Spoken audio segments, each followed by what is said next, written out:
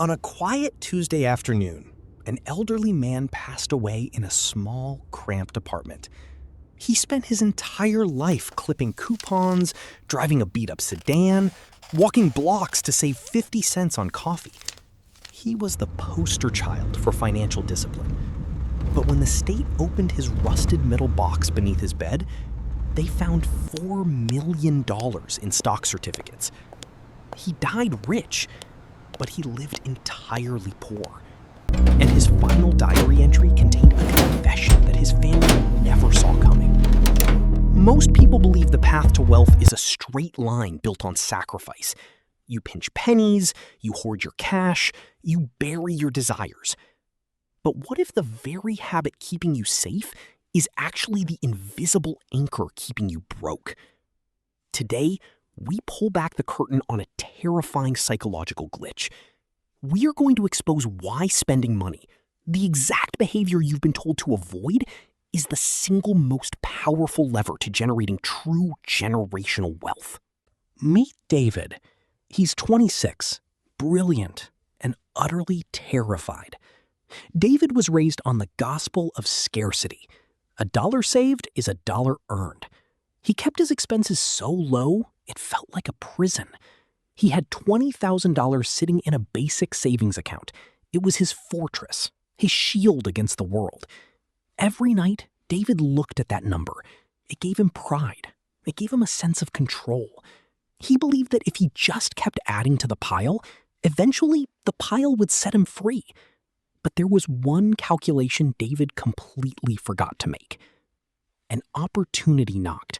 A prestigious masterclass in his industry held in New York City. The cost?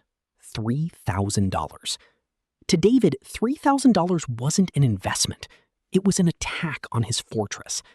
His brain, wired for survival, screamed, "Keep the cash, stay safe." So he stayed home.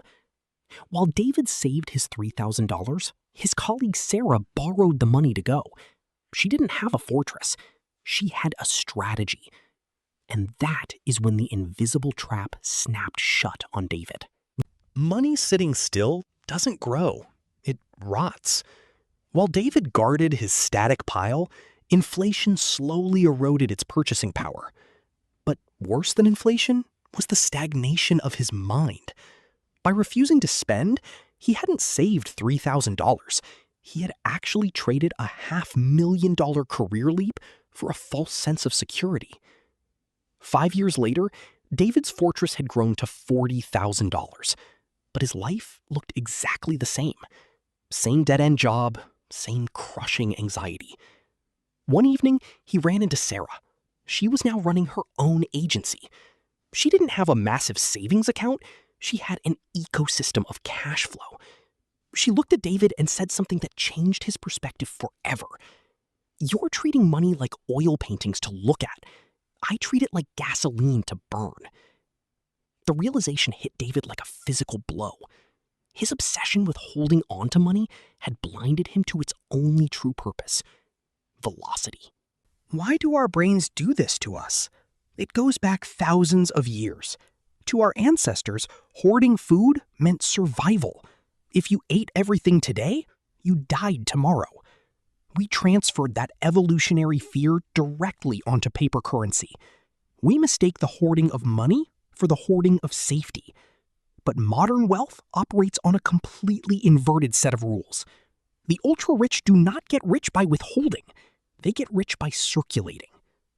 Consider the wealth inversion.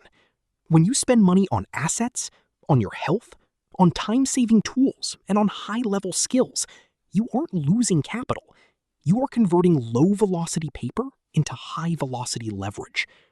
If you don't break this psychological loop, you will spend your entire life working for money instead of forcing money to work for you. Let's go back to the old man with the rusted metal box under his bed. He died with $4 million in paper. But he never bought the trip to see his grandchildren. He never paid for the surgery that could have cured his chronic pain.